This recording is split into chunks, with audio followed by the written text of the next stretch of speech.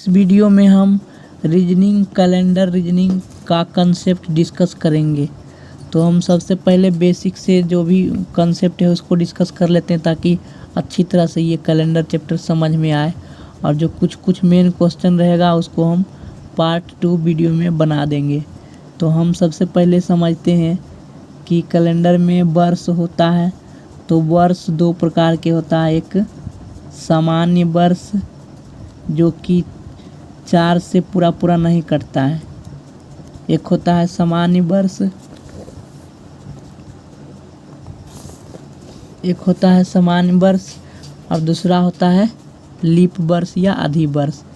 तो हम लिखेंगे कि वैसा वर्ष या ईयर, वैसा वर्ष या ईयर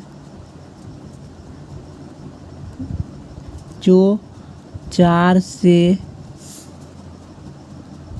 पूरा विभाजित, जो 4 से पूरा विभाजित नहीं होता है, उससे क्या कहेंगे? सामान्य वर्ष कहेंगे। उससे नॉर्मल ईयर या समान वर्ष कहेंगे। नॉर्मल ईयर को स्मॉल n बाई से भी हम डिनोट करते हैं, सामान्य वर्ष कहेंगे। ठीक है, सामान्य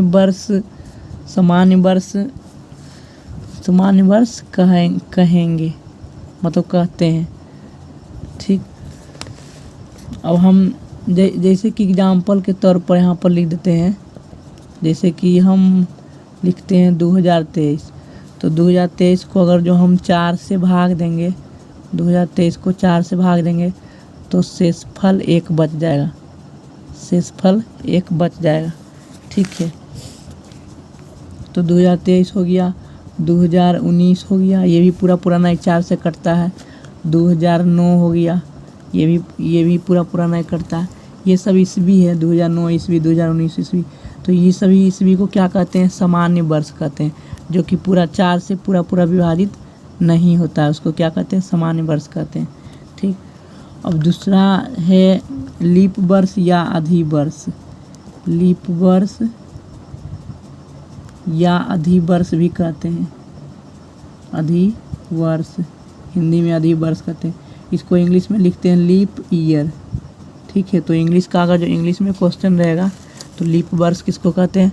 तो इस तरह से हम लिख सकते हैं कि वैसा वर्ष जो 4 से पूरा कट जाता है, वैसा वर्ष जो 4 से पूरा विभाजित हो जाता है, 4 से पूरा विभाजित हो जाता है, तो उसको क्या कहेंगे? उसे लीप वर्ष कहेंगे। लीप वर्ष कहते हैं। इंग्लिश में इसको लिखेंगे, लीप होता है अंग्रेजी शब्द लीप, और अधि होता है हिंदी शब्द। तो जैसे 2004 को अगर जो हम भाग देंगे 4 से तो पूरा कट जाएगा। 2012 ये भी पूरा कट जाएगा। 2008, 2016, 2020, ये जो सब ईयर है, ये सभी जो वर्ष है वो क्या है? ये 4 से विभाजित हो जाएगा पूरी। ठीक है, तो ये हो गया सामान्य वर्ष और ये हो गया लीप वर्ष। और एक तीसरा होता है शताब्दी वर्ष। ठीक, एक होता है शताब्दी वर्ष। ठीक है, अब शताब्दी वर्ष किसको कहते हैं? सेंचुरी ईयर कि वैसा वर्ष जो कि 400 से पूरा कट जाता है, वैसा वर्ष जो कि 100 से पूरी कट जाता है, वैसा वर्ष या ईयर जो 100 से पूरा भाग लग जाता है, पूरा विभाजित हो जाता है, विभाजित हो जाता है, उसे क्या कहेंगे?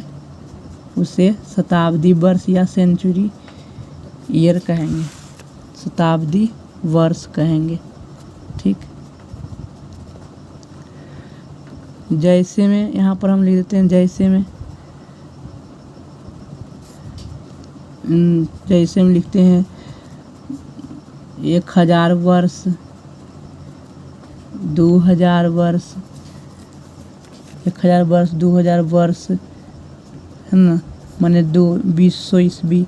फिर हो सकता है इसी तरह से 2200 ईस्वी, ठीक है, ये भी शताब्दी वर्ष ही है।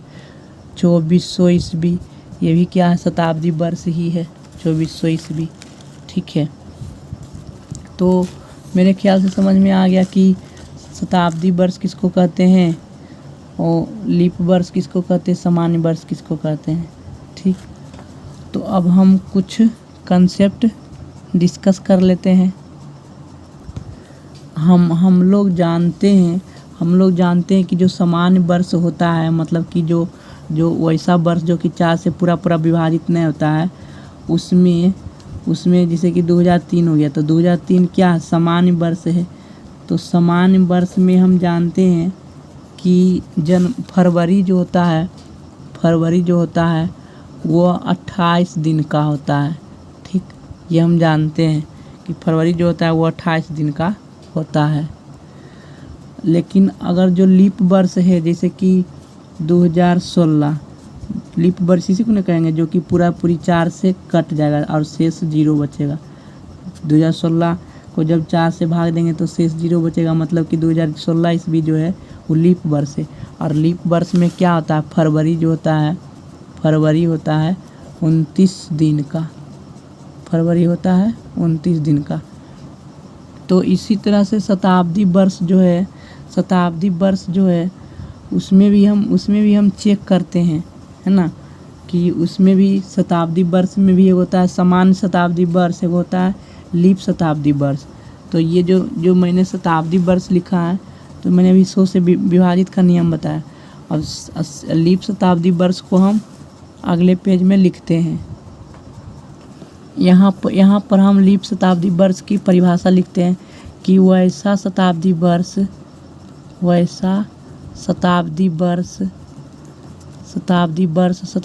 उसको कहते हैं जो कि 100 से भाग लगाने पर कट जाता है पूरी।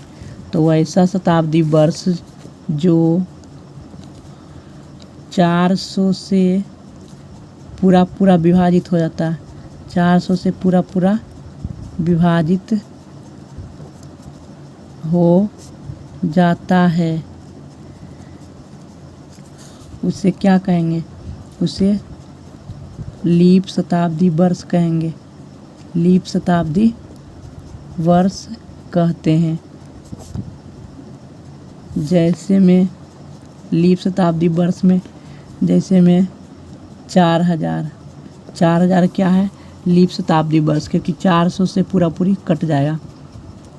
इसी तरह से 2000 भी 400 से पूरा कट जाएगा। 1600 भी क्या है, 1600 जो ईस्वी है वो भी लीप शताब्दी वर्ष है, क्योंकि 400 से पूरी कट जाएगा।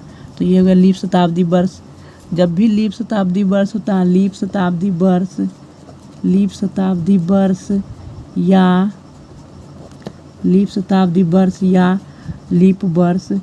लीप वर्ष का जो फरवरी होता है, लीप शताब्दी वर्ष या लीप वर्ष का फरवरी जो होता है वो 29 दिन का होता है। फरवरी क्या होता है, 29 दिन का होता है, एक दिन बढ़ जाता है, ठीक है, 29 दिन का होता है। कहने का मतलब है कि ये दोनों में टोटल 52 सप्ताह और 2 दिन होगा, ठीक है, 52 सप्ताह 2 दिन होगा। किसमें, लीप शताब्दी वर्ष में और लीप वर्ष में। ऐसे तो एक सामान्य वर्ष में 52 सप्ताह एक ही दिन होता है, लेकिन फरवरी में एक दिन बढ़ने के कारण क्या होता है, लीप शताब्दी वर्ष और लीप वर्ष में 52 सप्ताह 2 दिन हो जाता है, ठीक है। तो यहाँ तक तो समझ में आ गया होगा। अब हम एक इम्पोर्टेंट फैक्ट्स लिखते हैं यहाँ पर कि जो ये होता है लीप शताब्दी वर्ष, 4 साल के बाद कैलेंडर रिपीट होता है, 4 साल 400 वर्ष के बाद 400 वर्ष के बाद 400 वर्ष के बाद क्या होता है? 400 वर्ष के बाद कैलेंडर रिपीट होता है। कैलेंडर रिपीट होता है मतलब कि समान दिन बताने लगता है, रिपीट होता है। तो हम सबसे पहले तो ये देखेंगे कि 100 वर्ष में कितने लीप वर्ष होते हैं। ठीक है, 100 वर्ष में कितने लीप वर्ष होते हैं? तो हम तो लीप वर्ष निकालने के लिए हम क्या करेंगे? 4 से भाग देंगे। तो ये देखो, शताब्दी वर्ष को हम अलग कर लेंगे। जैसे 100 वर्ष है तो 100 वर्ष में 99 वर्ष को अलग लिखेंगे। और जो 100वां वर्ष है तो जो 100वां वर्ष तो ये शताब्दी वर्ष हो गया। तो शताब्दी वर्ष को हम अलग रखेंगे, इस बात को ध्यान रखो। और 99 वर्ष जो है 1 से लेकर के 99 वर्ष वो अलग रखेंगे। तो 99 वर्ष को हम 4 से भाग देंगे और 100वां वर्ष को 400 से भाग देंगे। किस लिए 400 से भाग देते हैं? 400 शताब्दी वर्ष को 400 से भाग करके चेक करते हैं कि वो लीप शताब्दी वर्ष है या नहीं। और जो साधारण वर्ष रहता है उसको हम 4 से भाग दे करके चेक करते हैं कि वो लीप वर्ष है कि नहीं। ठीक है, इस बात को ध्यान रखो। साधारण वर्ष को जैसे 99 ईस्वी जो है वो साधारण वर्ष है, 98 ईस्वी जो है वो साधारण वर्ष है। तो उसको हम 4 से भाग दे करके देखेंगे। और जो शताब्दी वर्ष होता है, जैसे 100वां वर्ष जो आएगा वो शताब्दी वर्ष होगा, तो उसको 400 से भाग दे करके देखेंगे। तो तब पता चलेगा कि वो लीप शताब्दी वर्ष है कि लीप वर्ष है। तो 99 तक भाग देंगे 4 से, तो लगभग में 96, 24 बार में कटेगा 19 चौके। जैसे 4 से भाग देंगे 99 में तो कितना बार में लगेगा? 24 चौके 96। 24 को जो होगा वो लीप वर्ष होगा, 24 लीप वर्ष होगा और 3 शेष बचेगा। तो 3 जो शेष बचा वो मतलब 3 को क्या हुआ? समान वर्ष हुआ। 3 को क्या हुआ? इधर 3 को बचा। तो 99 वर्ष में 99 वर्ष में से 24 वर्ष क्या हो गया? लीप वर्ष हो गया। और जब 24 वर्ष लीप वर्ष हो गया तो साधारण वर्ष कितना बचेगा? साधारण वर्ष 100 में से 24 जाएगा तो 76 वर्ष। इस वर्ष को ध्यान रखो कि 76 वर्ष जो है वो साधारण वर्ष है, नॉर्मल ईयर है, साधारण वर्ष है। और तो इससे यही पता चला कि पूरे 100 साल में प्रत्येक 100 साल में 24 गो लीप वर्ष होता है और साधारण वर्ष 76 होता है। ठीक है, यहाँ पर ये जो 100वां वर्ष है वो भी क्या है? साधारण वर्ष ही है ना। ये जो 100वां वर्ष है वो क्या है? साधारण वर्ष है। क्यों? क्योंकि ये पूरा 400 से पूरी कटेगा नहीं, है ना। शताब्दी वर्ष को 100 से 400 से भाग देते हैं, इस बात को ध्यान रखो। शताब्दी वर्ष है, शताब्दी वर्ष किसको कहते हैं? जिसके इकाई दहाई अंक सुनना रहना चाहिए, मतलब 100 से पूरी कट जाता है, उसको शताब्दी वर्ष कहते हैं। तो 100वां वर्ष जो है वो शताब्दी वर्ष है। तो शताब्दी वर्ष को चेक करने के लिए 400 से भाग दिया जाता है। तो ये क्या है? जो ये 100वां वर्ष है वो साधारण वर्ष है, इस बात को ध्यान रखो। तो पूरे 100 साल में 24 लीप ईयर होता है और 76 गो साधारण वर्ष होता है। ठीक, तो हम जानते हैं कि प्रत्येक लीप वर्ष में 2 दिन एक्स्ट्रा होता है। ठीक है, 2 दिन क्या होता है? एक्स्ट्रा होता है। और साधारण वर्ष में 1 दिन एक्स्ट्रा होता है। ठीक है, इस बात को ध्यान रखो। तो एक्स्ट्रा होता है, एक्स्ट्रा का मतलब क्या हुआ? एक्स्ट्रा मतलब उसको कहते हैं कि उसको एक्स्ट्रा जो दिन होता है उसको क्या कहते हैं? विषम दिन कहते हैं। विषम दिन की परिभाषा क्या होते हैं? हम जानते हैं कि प्रत्येक 7 दिन के बाद दिन रिपीट होता है। जैसे 7 दिन बीतता है तो फिर रविवार, सोमवार, मंगलवार, बुधवार इस तरह से आने लगता है, रिपीट होता है। इसी कारण से तो हम लिखेंगे कि कुल दिन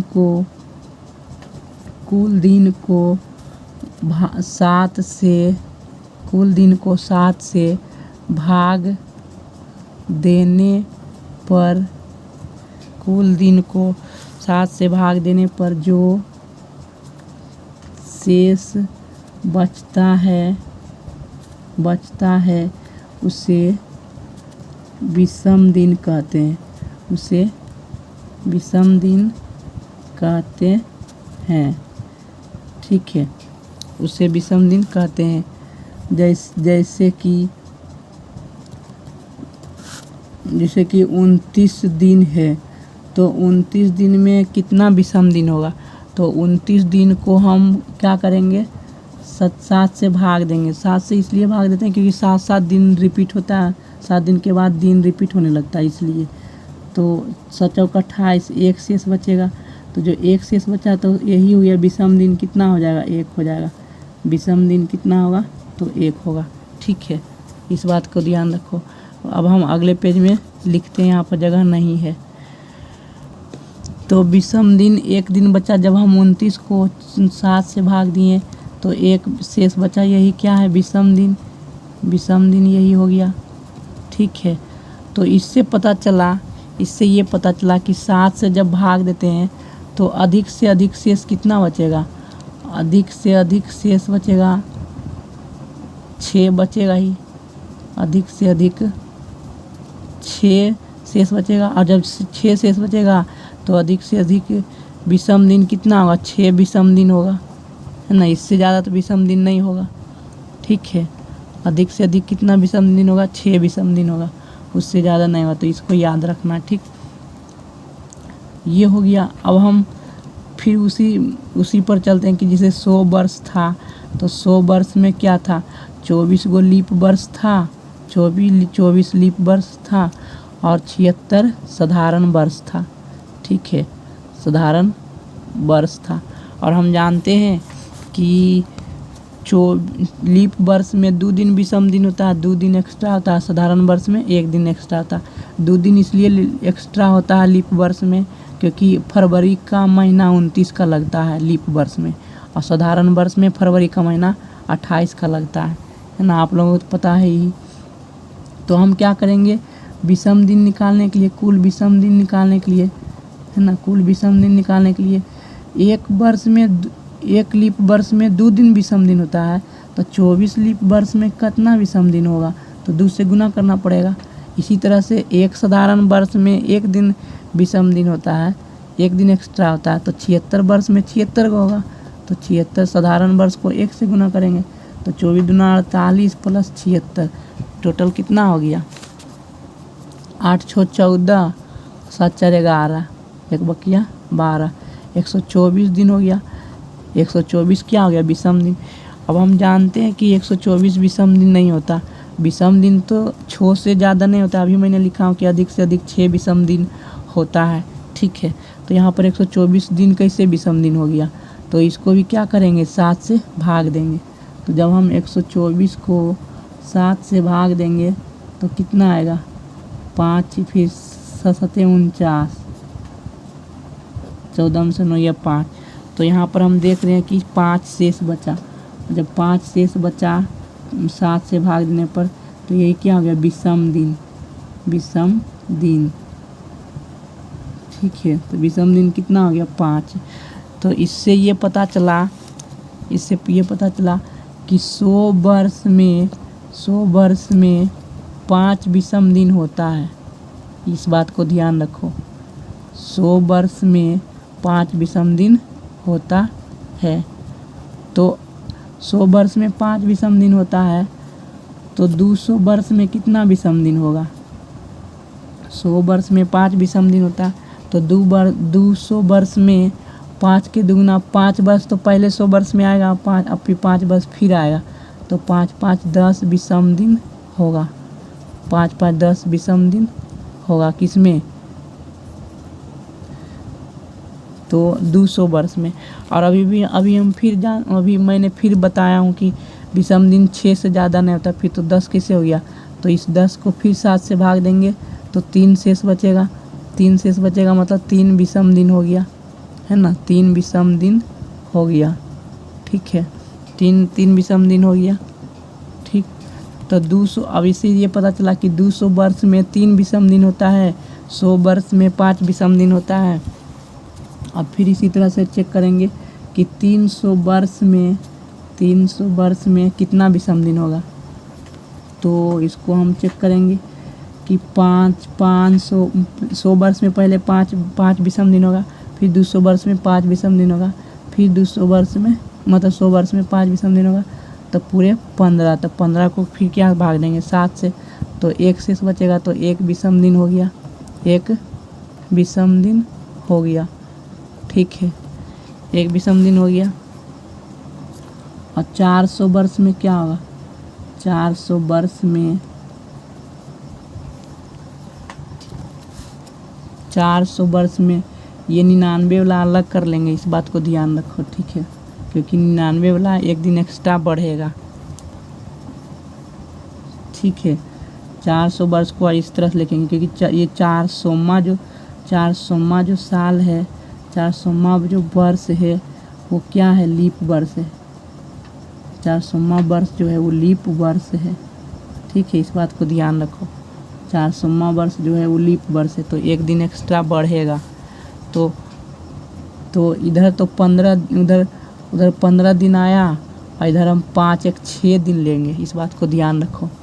3 साल में 15 दिन हुआ ना, इधर ये जो 400वां वर्ष है उसमें एक दिन बढ़ेगा, तो 6 दिन लेंगे, तो कितना हो गया 21।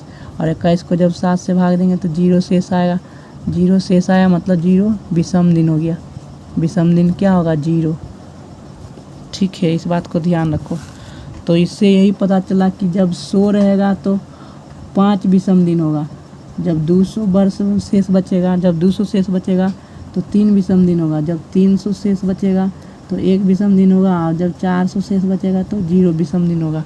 इस बात को ध्यान रखो, ये मेन कंसेप्ट है ना, इसको एकदम ध्यान से रखना याद कि जब 100 शेष बचेगा, है ना, 100 शेष क्यों बचता, क्योंकि हमको 400 से भी भाग देना पड़ेगा चेक करने के लिए कि लीप शताब्दी वर्ष है कि नहीं। तो जब 100 शेष बचेगा तो 100 शेष बचेगा तो 5 होगा विषम दिन, 200 शेष बचेगा तो 3 विषम दिन होगा, और 300 शेष बचेगा तो 1 विषम दिन होगा, 400 शेष बचेगा तो 0 विषम दिन होगा। तो ये विषम दिन लिखा हुआ है, क्या है, विषम दिन लिखा हुआ है।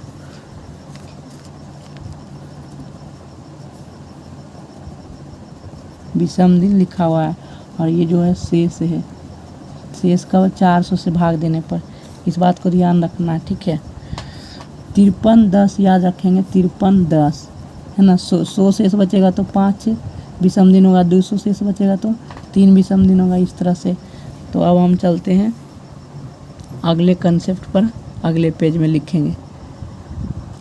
तो ये जो मैंने अभी निकाला था 5310, ये जो है वो है वर्ष का कोड है, इस बात को ध्यान रखो। ये जो है ना वो वर्ष का कोड है, ये हो गया वर्ष का कोड। अब हम महीना कोड निकालेंगे। महीना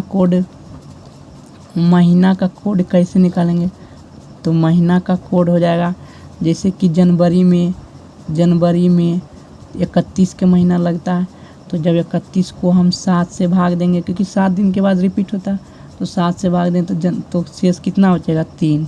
ठीक, इसी तरह से फरवरी में 28 के महीना लगता है तो 0 होगा। फिर मार्च में क्या होगा, मार्च में 31 के महीना लगता है तो 3 कोड हो जाएगा। और अप्रैल के कितना होगा, अप्रैल का हो जाएगा 2, मई का हो जाएगा इस तरह से 3, जून के हो जाएगा 2, और जुलाई के हो जाएगा 3। ठीक है, तो इस तरह से सारा समझ में आ ही गया कि महीना का कोड हो गया, है ना, महीना कोड। और जब फरवरी में हुआ 0 या 1 होगा, जब लीप वर्ष रहेगा तो 1 लिखेंगे, इस बात ध्यान रखो। 1 कैसे हुआ, क्योंकि 29 का महीना लगेगा। ठीक है, और सप्ताह का कोड क्या होता है, सप्ताह का कोड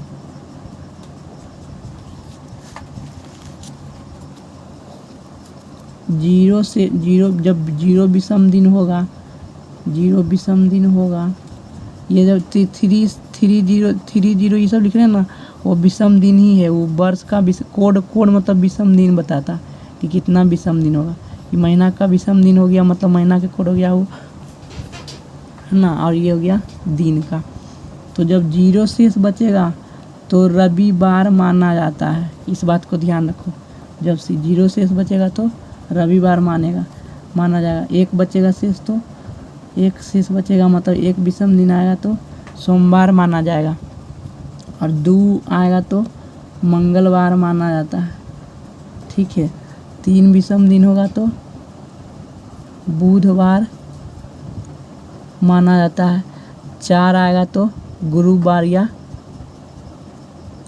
बृहस्पतिवार माना जाता है। इसी तरह से 5 आएगा तो शुक्र हो जाएगा, और 6 आएगा तो शनि हो जाएगा। तो अब हम एक क्वेश्चन लेकर के सोल्व करते हैं, ताकि ये सभी जो मैंने अभी तक इतना जो कंसेप्ट बताया है वो अच्छी तरह से समझ में आ जाए, ठीक है। तो हम एक क्वेश्चन लिखते हैं, उसके बाद हम क्वेश्चन हल करेंगे।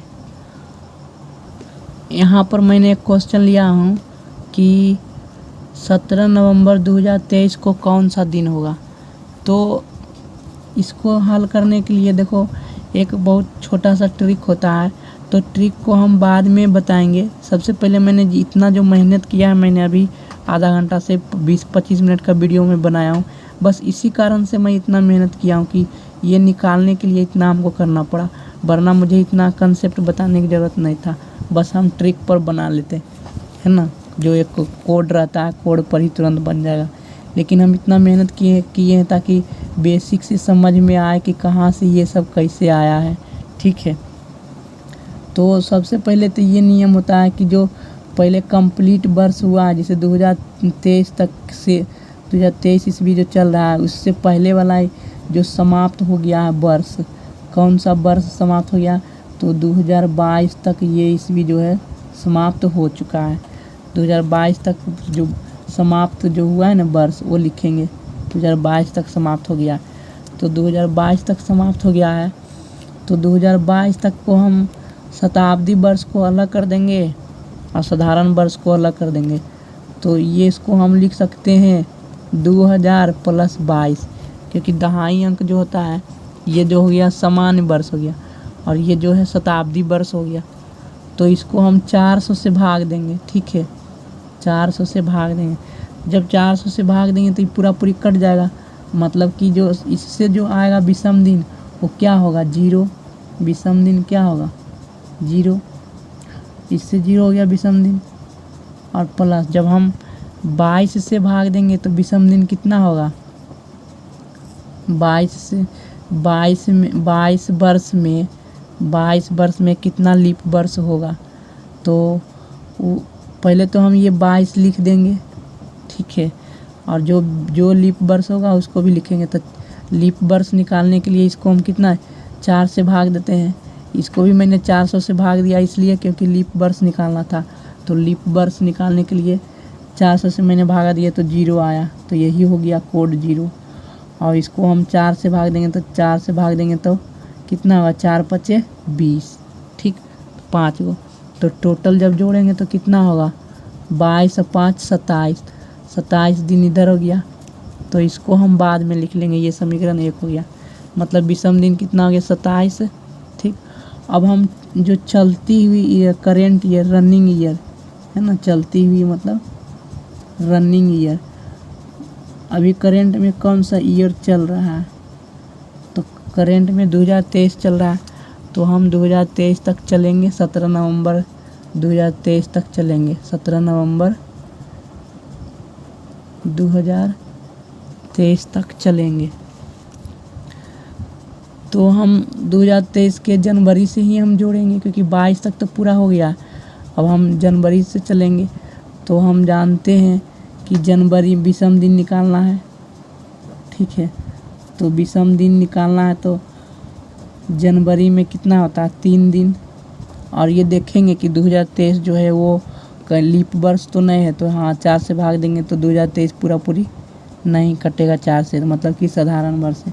तो फरवरी में 0 होगा, फिर मार्च में 3, अप्रैल में 2, मई में 3, जून में 2, जुलाई में 3 और अगस्त में 3, सितंबर में 2, अक्टूबर में 3 और नवंबर में 17। ये हो गया। तो टोटल विषम दिन कितना हो गया? तो उससे अच्छा है कि 7 से भाग दे देते हैं। जैसे कि क्या हुआ, 2 2 4, 4 3 7, ठीक है। तो यहाँ 3 3 छो छो छो छो छो में से छो 3 9 9 3 12 12 3 15 15 2 17 और 17 17 कितना हो गया? 34। 34 को भाग देंगे 7 से तो शेष कितना आएगा? 6। 6 विषम दिन आएगा। 6 विषम दिन इधर आया और 27 उधर। तो 27 + 6 कितना हो गया? 7 6 13, 33 दिन। फिर भाग देंगे 7 से तो कितना आएगा? 6 चौक 28, 5 दिन आया शेष। 8 5 3, तो 5 विषम दिन आया, है ना। जब 5 दिन विषम आया तो 5 दिन, 5वां दिन में कौन सा दिन होता है? 5वां दिन में होता है शुक्रवार। 5वां दिन में क्या होता है? शुक्रवार। और 6ठा दिन में शनिवार। जब 5 शेष बचता है तो शुक्रवार होता है, ठीक है। तो ये हमारा आंसर हो गया कि 17 नवंबर 2023 को कौन सा दिन होगा? तो शुक्रवार होगा। तो आज शुक्रवार ही तो है जो आज मैंने लिखा हूँ 17 नवंबर 2023 को। 17 नवंबर, ठीक है। ये 17 नवंबर 2023 को आज का ही दिन तो है। कौन सा दिन है? तो शुक्रवार। इसलिए मैंने आज का दिन निकाल करके दिखाया हूँ कि किस तरह से आंसर आ रहा है कि नहीं आ रहा है। तो आज का दिन शुक्रवार आ गया। 5 शेष बचता है तो शुक्रवार होता है, 6 शेष बचेगा तो शनिवार होगा। तो इस तरह से क्वेश्चन बनता है। इसको हम ट्रिक से भी बनाएंगे, लेकिन एक क्वेश्चन और कर लेते हैं जिससे इसी कंसेप्ट से हम अगला क्वेश्चन कर लेते हैं ताकि अच्छी तरह समझ में आ जाएगा। यहाँ पर क्वेश्चन मैं लिखा हूँ कि 15 अगस्त 1947 को कौन सा दिन था? 15 अगस्त 1947 को स्वतंत्रता दिवस था। स्वतंत्रता दिवस के दिन कौन सा दिन था? ठीक है, इसको हमको निकालना है। तो सबसे पहले तो देखेंगे कि जो कंप्लीटेड ईयर है उसको हम देखेंगे कि 1946 तक कंप्लीटेड ईयर है ना। समाप्त वर्ष। तो इसको हम अलग करेंगे। 1900 शताब्दी वर्ष को अलग कर दिए हैं, ये शताब्दी वर्ष हो गया। और 46 को अलग कर दिए, सामान्य वर्ष हो गया, ठीक है। तो शताब्दी वर्ष को 400 से भाग देंगे तो शेष कितना बचेगा? 300। 4 चौक 16, 300 बचेगा। 300 का विषम दिन क्या होता है? 300 का विषम दिन मतलब कोड जो होता है वो 300 का जो होता है वो 1 होता है, ठीक है, 1 होता है। और सामान्य वर्ष तो ये 46 तो लिखेंगे ही लिखेंगे। और ये 46 वर्ष में कितना लीप वर्ष होगा? तो 4 से भाग देंगे तो 4 का 4, 11 को होगा लीप वर्ष, ठीक है। तो टोटल कितना विषम दिन हो गया? 11, 6 1 7 7 1 8, 4 1 5, 58 विषम दिन।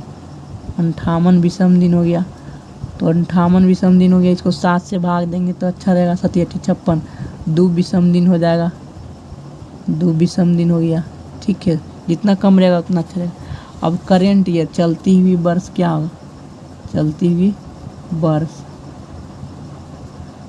15 अगस्त 1947 तक निकालना है। तो जनवरी के लिए विषम दिन कितना होगा?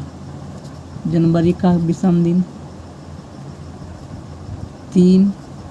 फिर देखेंगे 1947 जो है कहीं ये लीप वर्ष तो नहीं है। तो 1947 को हम 4 से भाग देंगे तो पूरी नहीं कटेगा, मतलब कि विषम मतलब कि साधारण वर्ष ही है। तो फरवरी में 0 होगा, जनवरी में 3, फरवरी में 0, मार्च में 3, अप्रैल में 2, मई में 3, जून में 2, जुलाई में 3 और अगस्त के 15 अगस्त को लिखेंगे, ठीक है, क्योंकि 15 अगस्त को ही निकालना है। तो कितना होगा?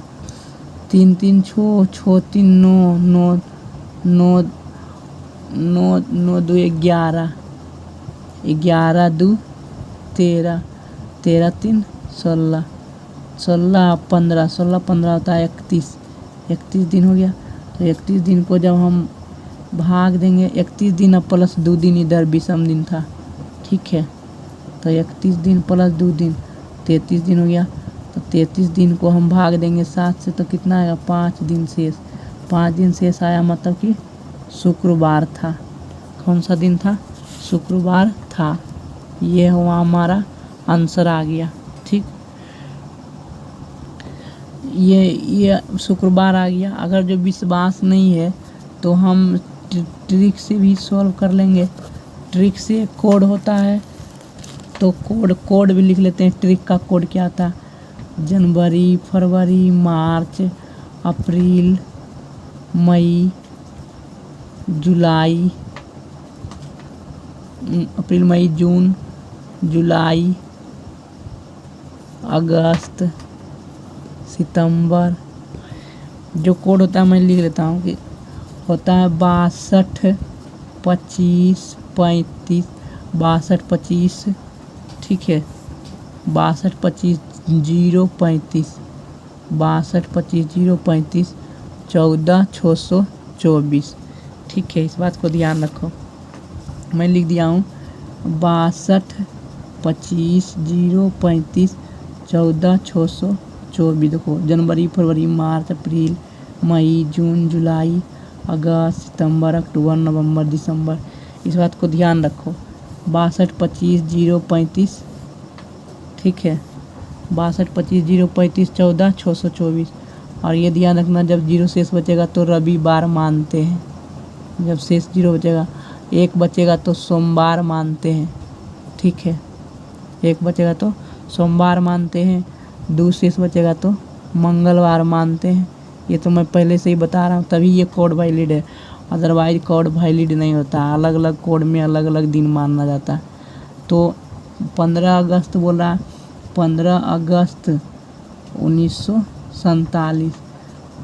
तो पहले क्या किया था? वर्ष शताब्दी कोड लिखेंगे। 15 अगस्त 1947 है,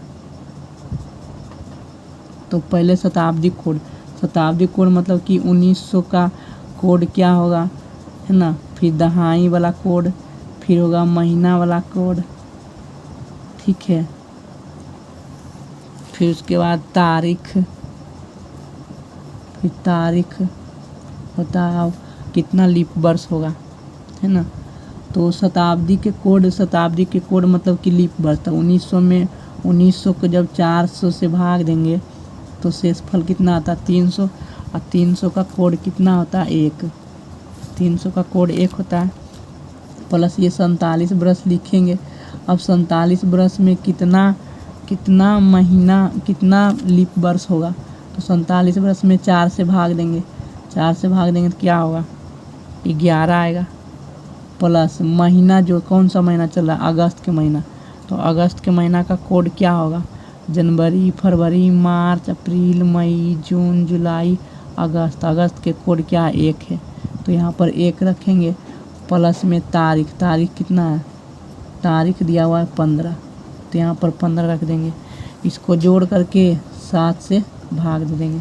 तो जोड़ते हैं कितना? 5, 1 6, 6 1 7, 7 5 7 7 14, 1 15, 5 बाकी 1 2 3 4 7, 3 7 हुआ।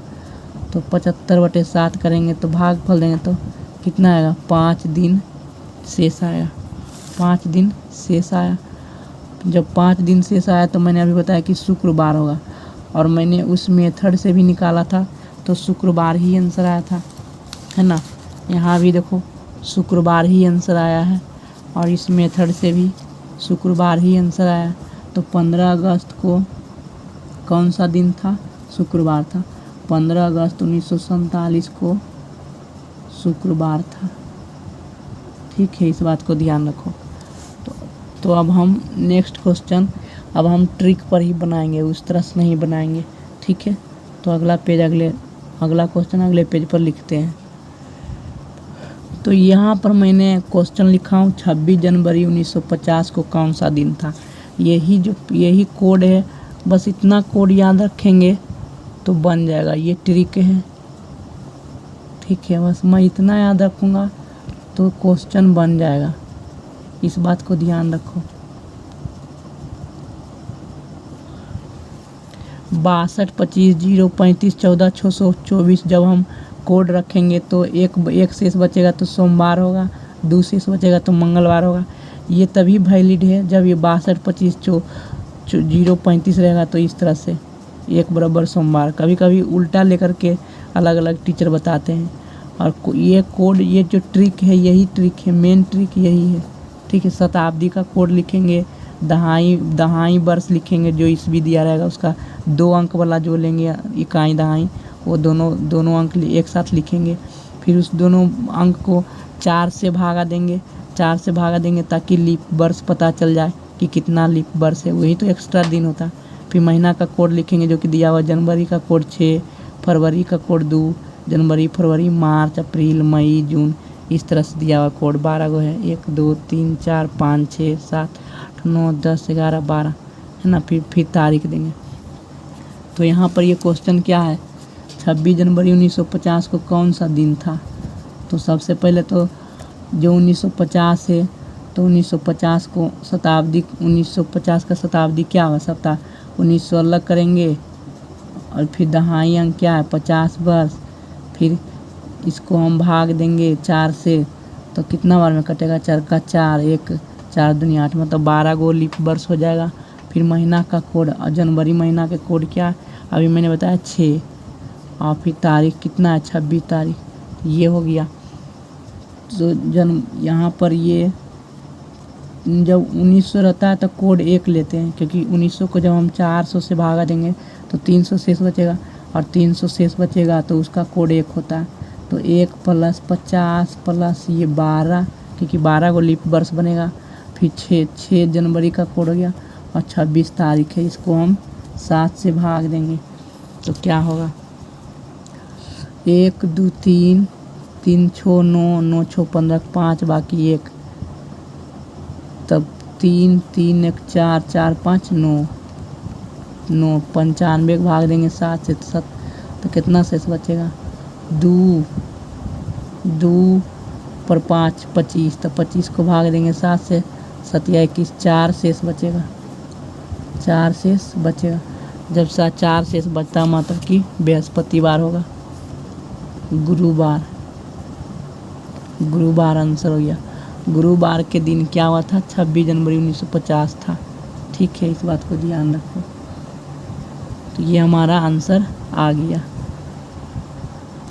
तो अब हम नेक्स्ट कंसेप्ट डिस्कस करते हैं कि जब कि वर्ष समान रहे, है ना, समान वर्ष लेकिन तारीख अलग होना चाहिए, लेकिन महीना अलग हो, तो हम क्या करेंगे। ठीक है, क्वेश्चन से ही समझ में आ जाएगा, उसमें कोई दिक्कत नहीं है। मैं क्वेश्चन लिखता हूँ, उसके बाद हल करूँगा।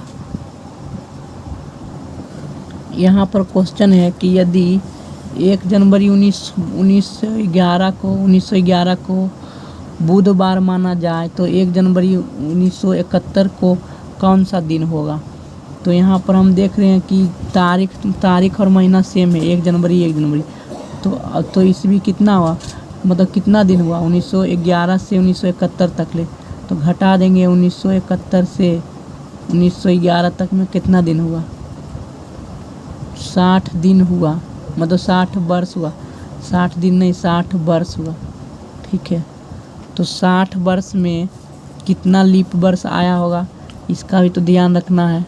ठीक है, क्योंकि बीच में लीप वर्ष आया तो लीप वर्ष के कारण बढ़ेगा। तो पहला लीप वर्ष आया होगा 1972 का, फिर 76 का, फिर 80 का, इस तरह से आगे नहीं जाना, पीछे जाना। तो हम 1911 से देखते हैं कि 1911 फिर एक 12 का आया होगा, फिर 16 के, 20 के, 24 के, इस तरह से। ठीक है, तो कितना लीप वर्ष होगा, फिर 28 के आया होगा, 32 का, 36 के, 40 का, 44, 48, 52, 60, 52 के बाद 56 होगा, 56, 60, 64, 68, 72, 72 तो नहीं होगा, 71 तक ही जाना था। ठीक है, तो हम 60 को भाग देंगे तो 15 होना चाहिए, 15 को लीप वर्ष होना चाहिए। तो गिनती करते हैं 1 2 3 4 5 6 7 8 9 10 11 12 13 14 15, पूरा पूरी 15 हो रहा, तो 15 लीप वर्ष हो गया। 15 तो 15 दिन एक्स्ट्रा होगा, 15 दिन क्या होगा, एक्स्ट्रा होगा। ठीक है, तो ये 60 दिन तो बढ़ेगा प्लस 15 दिन, तो कितना हो गया, 75 दिन हो गया, 75 दिन बढ़ गया। ठीक है, ये 60 दिन तो बढ़ेगा और 75 दिन इधर भी बढ़ गया होगा, 15 दिन बढ़ा होगा क्योंकि 15 को लीप वर्ष है। तो इसको 7 से भाग देंगे तो भागफल कितना आएगा, 5, शेषफल कितना आएगा, 5 शेषफल आया, मतलब 5 विषम दिन हो गया। 5 हम गिनती करेंगे जनवरी, 1 जनवरी के बाद 5 दिन गिनती करेंगे। तो 1 जनवरी को क्वेश्चन में दिया हुआ है कि 1 जनवरी को बुधवार था, तो बुधवार के बाद आगे गिनती करेंगे, क्योंकि ईस्वी जो है यहाँ पर 1971 है, वो 11 से आगे है ना, आगे तो आगे गिनती करेंगे। अगर जो पीछे वाला पूछता तो पीछे मुँह के गिनती करते हैं। तो बुधवार के 5 आगे गिनेंगे, तो बुधवार के क्या होगा, बुधवार के बाद बृहस्पति शुक्र शनिचर इतवार सोमवार, तो आंसर क्या होगा, सोमवार होगा। आंसर क्या होगा, सोमवार होगा इस क्वेश्चन का आंसर। ठीक, तो अब हम एक क्वेश्चन अगला पेज में लिख करके सॉल्व करते हैं इसी तरह का। यहाँ पर कह रहा है कि 10 अगस्त 1955 को बृहस्पतिवार था, तो 22 अक्टूबर 1993 को कौन सा दिन होगा। तो सबसे पहले तो हम दिन सेम कर लेंगे, तारीख सेम कर लेंगे। 10 अगस्त 1955 से हम निकाल लेंगे 10 अगस्त 1900 कितना होगा, 55 तक 1993 तक निकालेंगे। ठीक है, जब सेम तारीख रहेगा तो ठीक रहेगा। 10 अगस्त 1955 से लेकर के 10 अगस्त 1993 तक निकाल लेंगे। यहाँ पर देखो ये दूसरे टाइप का क्वेश्चन है, मैंने एक टाइप का क्वेश्चन बता दिया। तो यहाँ पर मैं क्या करूँगा कि यहाँ पर मैं देखूँगा कि कितना दिन बढ़ रहा है 1955 से लेकर के 1993 तक में कितना ईस्वी हो रहा है। ठीक है, ये निकल जाएगा तो फिर तो हम आगे निकाल ही लेंगे। तो 55 में से 93 घटाएंगे तो कितना होगा, 13 में से 5 गया 8 में से 5 गया 3, 38 वर्ष हो रहा। तो 38 वर्ष तो ही रहेगा, प्लस में 38 वर्ष में कितना लीप वर्ष आएगा, तो 4 से भाग देंगे, 4 8 32, 4 9 36, मतलब 9 दिन एक्स्ट्रा होगा। ठीक है, तो 9 8 17, 47 दिन हो गया। ठीक है, 47 दिन, तो इसको 7 से भाग देंगे, 7 42, 5 दिन शेष बचा, 5 दिन शेष बचा। तो बृहस्पतिवार के 5 दिन गिन देते हैं आगे, क्या होगा, बृहस्पति के बाद क्या था, शुक्र शनिचर इतवार सोमवार मंगल, मतलब कि 10 अगस्त 1993 को क्या होगा, मंगलवार होगा। ठीक है, मंगलवार हो गया। और हमको कहाँ तक जाना है, तो 22 अक्टूबर तक जाना, 22 अक्टूबर तक जाना है। तो कितना दिन होगा, 22 अक्टूबर तक जाना, तो 31 का महीना लगता है, तो 31 में से 10 गया तो 21, और प्लस में 22 अक्टूबर इधर। ठीक है, तो कितना हो गया कि दुना 42 1 43, एक शेष बचेगा। ठीक है, एक शेष बचेगा। तो यहाँ पर शेष जब 7 से भाग देंगे तो कितना आएगा, 1 आएगा। तो हम देखो, अगर जो इस तरह से नहीं पता चलता है कि 1993 से 55 कितना होगा, कितना ईस्वी होगा, तो 1 56 होगा, लीप ईयर वर्ष होगा, 56 होगा, फिर 60 होगा, 64 होगा, 68 होगा, 72 होगा, 76 होगा, 80 होगा, और 80 92 एक होगा, 84 और 88 ये होगा। तो कितना वर्ष हुआ, 1 2 3 4 5 6 7 8 9 10 वर्ष हुआ लीप ईयर वर्ष। ठीक है, 10 वर्ष लीप ईयर वर्ष हुआ, तो यहाँ पर 10 हो जाएगा, 9 10 लीप ईयर वर्ष हुआ पूरे 38 साल में। ठीक है, 38 साल में 10 वर्ष लीप ईयर वर्ष होगा। तो यहाँ पर हम 10 जोड़ेंगे, 10 जोड़ेंगे तो 48 होगा। तो 7 से भाग देंगे, 7 42, 6 शेष बचेगा, 6 शेष बचेगा। तो बृहस्पति के बार के बाद 6 शेष जोड़े तो कितना हो जाएगा, बुधवार। तो बुधवार में तो फिर 10 अगस्त 1993 को बुधवार हो जाएगा, 10 अगस्त 1993 को बुधवार हो जाएगा। तो उसके बाद हम आगे गिनेंगे 22 अक्टूबर तक, क्योंकि हमको 22 अक्टूबर को निकालना है। तो 21 + 22 दिन करेंगे तो 43 दिन होगा। 43 दिन को 7 से भाग देंगे तो 1 शेष बचेगा, और 1 शेष बचेगा तो बुधवार के बाद 1 दिन जोड़ देंगे तो बृहस्पतिवार हो जाएगा आंसर, बृहस्पतिवार आंसर हो जाएगा। तो अब हम नेक्स्ट क्वेश्चन लिखते हैं, उसके बाद हल करते हैं।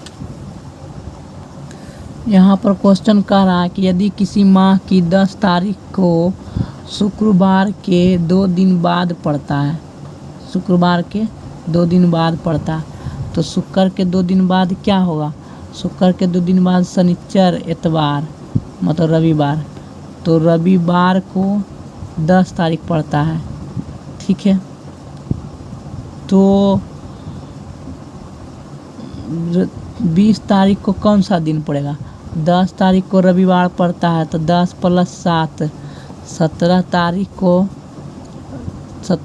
को रविवार होगा, 17 तारीख को रविवार होगा। इसके 7 दिन जोड़ेंगे तो वही दिन आ जाता है, तो 17 तारीख को रविवार आ जाएगा। 11 सोमवार गिनती भी कर सकते हैं, 11 सोमवार, मंगल 12, 13 बुध, बृहस्पतिवार 14, फिर शुक्र 15, 16 हो गया शनिचर, और एतवार हो गया 17। और तो 20 तारीख को कितना होगा, तो 17 को हो गया रविवार, तो 20 तारीख को तो सोमवार मंगल बुध, 18 19 20, तो बुधवार हो जाएगा। कौन सा दिन होगा, तो बुधवार हो जाएगा 20 तारीख को, 20 तारीख को बुधवार हो जाएगा। ये हमारा आंसर हो गया। तो इसी तरह नेक्स्ट क्वेश्चन लिखते हैं। यहाँ एक क्वेश्चन है कि यदि मुकेश का जन्म 29 फरवरी 1936 को हुआ था, तो वह 29 फरवरी 1950 तक में कुल कितनी बार जन्मदिन मनाएगा। तो 29 फरवरी 1936 के बाद कब आएगा 29 फरवरी, 29 फरवरी तो लीप ईयर वर्ष में होता है, तो 37 में नहीं आएगा, 38 में नहीं आएगा, 40 में आएगा। तो 1940 में आएगा एक बार, फिर 1944 में आएगा, फिर 1948 में आएगा। 49-50 में तो आएगा ही नहीं, तो मतलब 3 बार जन्मदिन मनाएगा, 3 बार जन्मदिन मनाएगा मुकेश। ये हमारा आंसर हो गया। इस क्वेश्चन में कह रहा है कि 1 जनवरी 1910 को सोमवार माना जाए, तो 31 दिसंबर 1910 को कौन सा दिन होगा। तो सबसे पहले तो देखते हैं कि बरस सेम है, जो ईयर या वर्ष जो 1910 या सेम है। जब सेम रहता है तो आसानी होता है गिनती करने में, जनवरी से दिसंबर तक हम गिनती कर देंगे तो आसानी से बन जाएगा। लेकिन एक बार को यहाँ पर गौर करो कि किसी भी वर्ष का पहला दिन एकदम सबसे पहला दिन 1 जनवरी और उसी वर्ष का अंतिमा दिन सेम होता है। बस ये ध्यान रखना है कि जो वर्ष है वो लीप वर्ष नहीं रहना चाहिए। अगर जो लीप वर्ष है तो 1 दिन बढ़ जाता है, लेकिन क्या लीप वर्ष नहीं है, लीप वर्ष साधारण वर्ष है। तो साधारण वर्ष का शुरू के दिन और अंतिम का दिन सेम होता है, शुरू का दिन बराबर अंतिम का दिन होता है, ठीक है, शुरू का दिन बराबर अंतिम का दिन। तो 1 जनवरी 1910 को सोमवार है और ये 1910 जो है वो लीप वर्ष नहीं है, तो 31 दिसंबर 1910 को भी क्या होगा, सोमवार ही होगा। क्या होगा, सोमवार होगा आंसर, ठीक है। अगर जो विश्वास नहीं है तो गिनती कर लेते हैं कि 1 जनवरी से 31 दिसंबर तक कितना दिन होगा। तो 1 जनवरी तो बीत गया, तो 31 का महीना लगता है, तो क्या होगा, 30 दिन बचा हुआ, तो 30 दिन हो गया। फरवरी में 0 होगा क्योंकि लीप वर्ष नहीं है। मार्च में 3, अप्रैल में 2, मई में 3, जून में 2, मई में 3 हुआ ना, जून में 2, जुलाई में 3, अगस्त में 3, सितंबर में 2, अक्टूबर में 3, नवंबर में 2 और दिसंबर में 31 है। तो 31 को जब भाग देंगे तो 3 आएगा। ठीक है, 31 दिसंबर। ठीक, तो अब यहाँ से 7 से भाग करके देख लेंगे। 2 2 4 3 7, 2 2 4 3 7, 3 6 9, 9 हो गया। इधर तो कोई नहीं बच रहा। 9 3 12, 12 और 30 42। तो 42 को 7 से भाग देंगे तो 0 शेष बचेगा। 0 शेष बचेगा तो मतलब कि सोमवार के बाद कुछ भी नहीं गिनती करेंगे। सोमवार जो दिया हुआ दिन है क्वेश्चन में, सोमवार के बाद कुछ भी गिनती नहीं करेंगे, क्योंकि यहाँ पर जो शेष आया 0 आया। तो अगर जो 1 आता तो सोमवार के बाद एक बार गिनती करते, सोमवार के आगे 1 होता मंगलवार, लेकिन 0 शेष बचा तो कोई भी गिन नहीं होगा। तो ये सोमवार ही आंसर होगा। समझ में आ गया। अब कंसेप्ट है कि समान कैलेंडर कब आएगा। समान कैलेंडर, तो समान कैलेंडर आएगा तो उसको हम क्या करेंगे, भाग देंगे 4 से। ठीक है, समान कैलेंडर 4 से भाग देंगे दिए हुए वर्ष को। ठीक है, दिए हुए वर्ष को 4 से भाग देंगे। यदि शेष, कंसेप्ट एक है, यदि शेष 0 बचता है, शेष 0 बचता है तो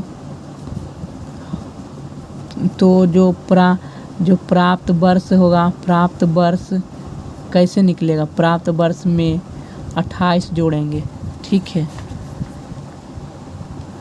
तो जो दिया हुआ वर्ष रहता है, तो प्राप्त वर्ष निकालने के लिए दिए हुए वर्ष में क्या करेंगे, 28 जोड़ेंगे।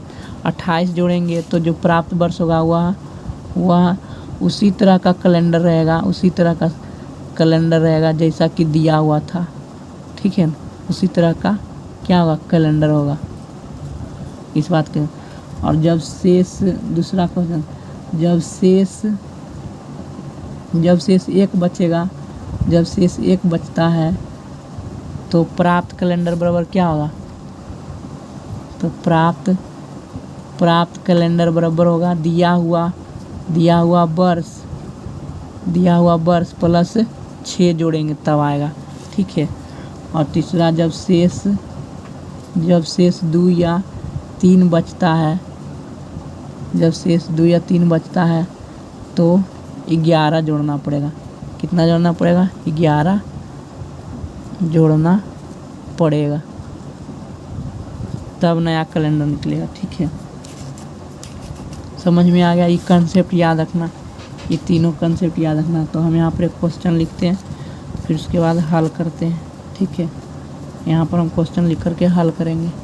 0 शेष बचेगा तो 28 जोड़ेंगे, 1 शेष बचेगा तो 6 जोड़ेंगे, और 2 3 शेष बचेगा तो 11 जोड़ेंगे। तो प्राप्त कैलेंडर समान कैलेंडर बन जाएगा। इसमें बोल रहा है कि वर्ष 2018 के समान कैलेंडर ठीक अगले वर्ष कब आएगा, माने किस वर्ष में, अगला बार किस वर्ष में समान कैलेंडर आएगा। तो जब 2018 को भाग देंगे 4 से तो शेष कितना बचेगा, 2 बचेगा, क्योंकि 4 4 16, 2 शेष बचेगा।